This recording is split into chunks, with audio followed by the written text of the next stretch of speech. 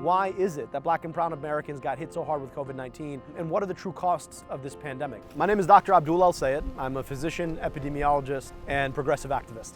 Epidemiology is the study of the distribution and determinants of disease in populations. Our job is to understand the patterns by which disease is caused. When I was an undergrad here at the University of Michigan, actually, there was no public health major at that time. I studied biology and political science. Detroit is among the cities worst affected by the coronavirus. The Motor City is being hit hard by this virus, the numbers painting a grim picture. The pathology of COVID-19 isn't just about the biological pathology that happens underneath the skin, but it's also about the social pathology that happens above the skin. In order to understand why Detroit got hit so hard, you've got to appreciate the circumstances that people live in.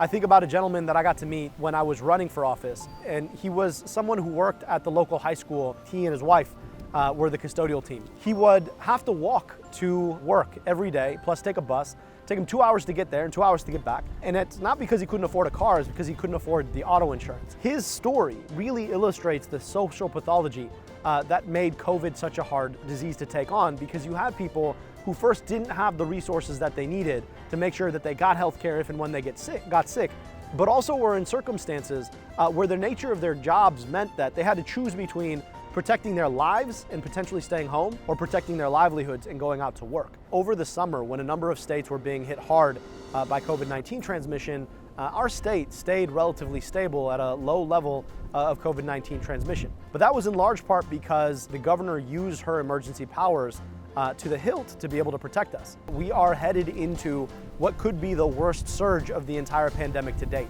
When you have a lot of people interacting indoors, potentially without masks, that's the highest risk moment for transmission. And now the Supreme Court has made what I think is a disastrous decision to take away the governor's emergency powers and block her ability to enforce lockdowns and require masks in enclosed locations. Now, that leaves Michiganders in a position where we've got to be making good choices to protect ourselves.